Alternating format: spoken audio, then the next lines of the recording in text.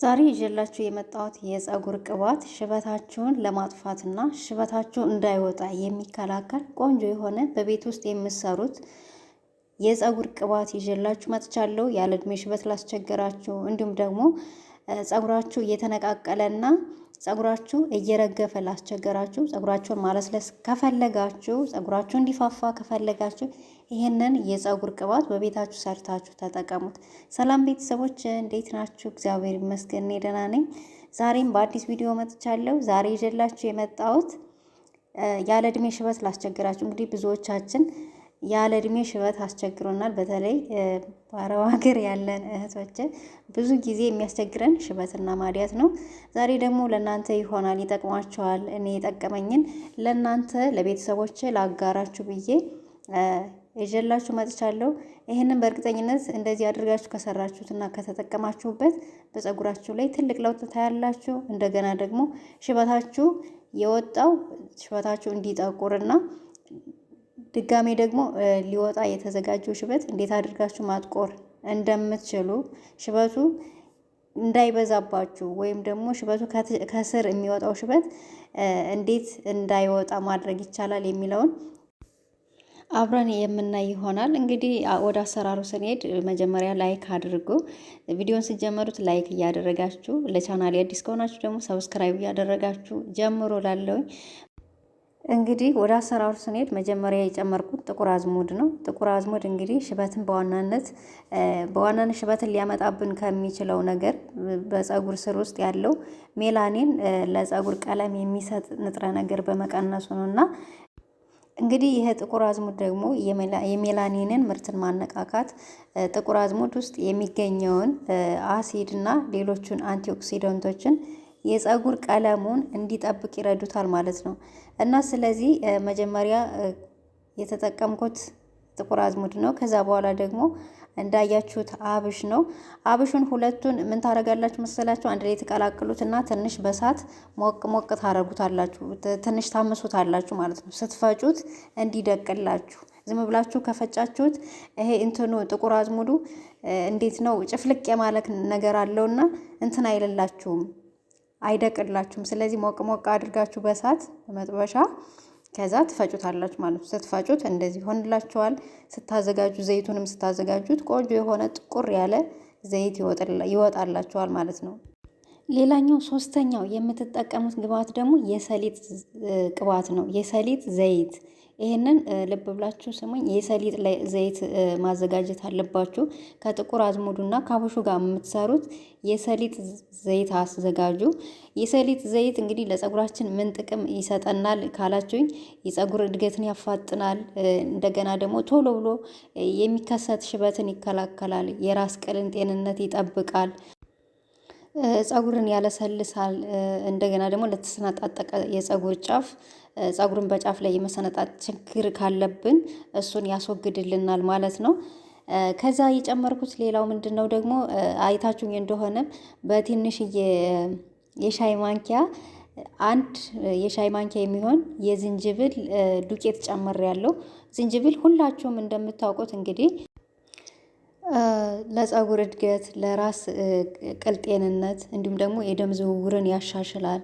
የፀጉር መርገፍን ይከላከላል። ፀጉር እንዳይነቃቀል ያደርጋል። እሱን ነው የጨመርኩት። እንግዲህ እንደዚህ አድርገን ከጨማመርን በኋላ ውህዳችንን ለ10 ቀን እኔ አስቀምጠዋለሁ ማለት ነው። 10 ቀን ነው ያስቀመጥኩት። ምንም አይበላሽም። ውጭ ላይ ነው የምታስቀምጡት።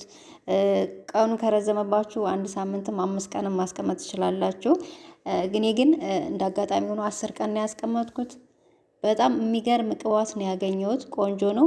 እንደዚህ አድርጋችሁ ተጠቀሙት። ከዛ ከ10 ቀን በኋላ እናጠለዋለን ማለት ነው። እንደምታዩት እንደዚህ ብሎ ነው ያገኘሁት እና በንጹህ ጨርቅ ታጠሉልታላችሁ። ከዛ በኋላ ያው ትቀቡታላችሁ ማለት ነው። በጣም አሪፍ ነው። እኔ በጣም ወድጄዋለሁ። በጣም ተመችቶኛል። እንግዲህ ብዙዎቻችሁ የፀጉር ሽበት ያስቸግራችኋል። እንዲሁም ደግሞ ፀጉራችሁ እየተነቃቀለ እየሳሳ ከተቸገራችሁ እኔ አሁን ፀጉሬን ስቀባ አሳያችኋለሁ። ያው በባለፈው እንግዲህ ፀጉሬን እንደቆረጥኩት ነግሬያችኋለሁ። ግን እንዴት እንደበዛ ልነግራችሁ አልችልም። በጣም ብዝት ነው የሚያደርጉ። ይሄ አብሽ በተለይ ጸጉራችሁ ከሳሳባችሁ፣ ጸጉራችሁ እየተነቃቀለና ስስ ከሆነባችሁ አብሽን ተጠቀሙ። አብሽ በጣም ቆንጆ ነው። በስፕሬው መጠቀም ትችላላችሁ፣ ውሃውን ሰርታችሁ፣ እንዲሁም በቅባቱም እንደዚህ አድርጋችሁ ሰርታችሁ መጠቀም ትችላላችሁ። ጸጉር በጣም ነው የሚያፋፋ፣ ጸጉር በጣም ነው የሚያበዛው በጣም እና ጸጉራችሁ ለሚሳሳባችሁ እንደዚህ አድርጋችሁ ተጠቀሙት። እንዲሁም ደግሞ ጸጉራችሁ ሽበት እያስቸገራችሁ ሽበት እየወጣባችሁ ከተቸገራችሁ ያለ እድሜያችሁ ከወጣባችሁ ይሄንን የጥቁር አዝሙድን ቅባት ሰርታችሁ ተጠቀሙ ትላችኋለሁ ቤተሰቦች።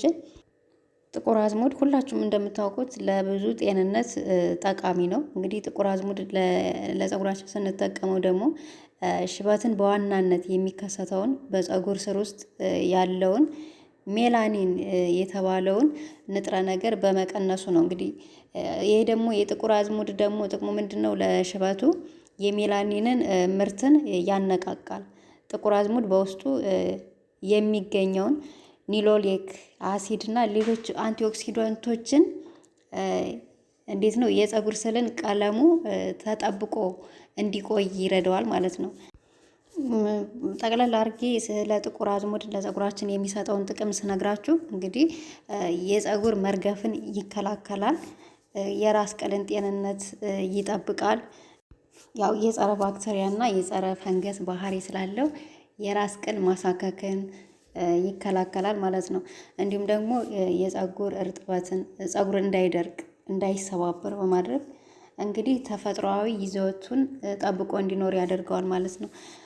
እና ቤተሰቦቼ አብሽም እንደምታውቁት ጸጉር ያፋፋል፣ የጸጉር መርገፍን ይከላከላል፣ የጸጉር እድገትን ያፋጥናል፣ የጸጉር ቀለምን ይጠብቃል ወይም ደግሞ ሽበትን ይከላከላል ማለት ነው።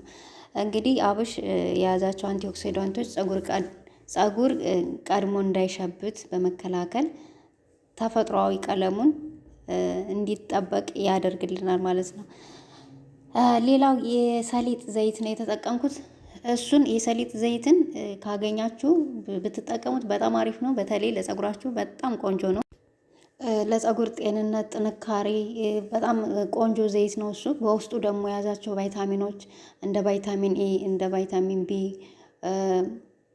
ማግኒዥየም፣ ካልሲየም፣ ፎርፎስ እነዚህ ፕሮቲኖች ለጸጉራችን እድገት ከፍተኛ ሚና አላቸው ማለት ነው እና የሰሊጥ ቅባት በጣም የጸጉርን እድገትም ያፋጥናል።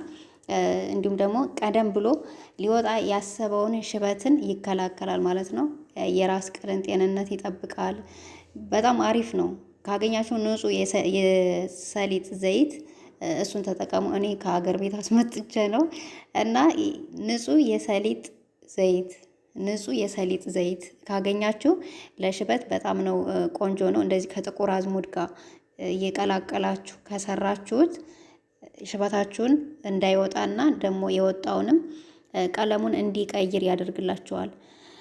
እና ቤተሰቦቼ ሌላው ዝንጅብል ነው የተጠቀምኩት። ዝንጅብሉንም እንግዲህ ከብዙ በጥቂቱ ጥቅሙን ነግሬያችኋለሁ።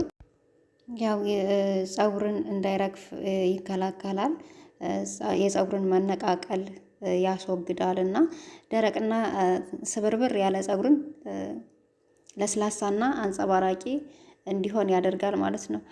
እና ቤተሰቦች እንግዲህ ጸጉሬን እንዳያችሁት በእውነት ነው የምላችሁ በጣም ብዙ ነው። በዛ በጣም ብዝት የሁለት ሰው ጸጉር የተሸከምኩ ያክል ነው የመሰለኝ። እውነት በጣም ነው የበዛው። አንዳንዴ እንደዚህ ቁርጥ ማድረግም ይጠቅማል ለካ። ማለት ጸጉራችሁን ያው እንደኔ ገባ ብላችሁ አትቁረጡት እንጂ የተወሰነ ቆርጣችሁ ተንከባከቡት። በጣም ነው የሚበዛው። በተለይ ለሚነቃቀልባችሁ እንደዚህ ለሚረግፍባችሁ ጸጉራችሁን ቆርጥ አድርጋችሁ እንደገና ተንከባከባችሁ ማሳደግ። በዛ ላይ ብዛቱ እንዴት እንደሚበዛ እና ዝንጅብል ጸጉር ለማብዛት ያው የታወቀ ነው። ዝንጅብል፣ የሽንኩርት ቅባት እሱን ተጠቅማችሁ ጸጉራችሁ እንዳይነቃቀልና እንዲበዛ ማድረግ ትችላላችሁ ማለት ነው። እና ቤተሰቦች እንደዚህ አድርጋችሁ ትቀቡታላችሁ። ስርስሩን የጸጉራችሁን ዛላ ትቀቡታላችሁ።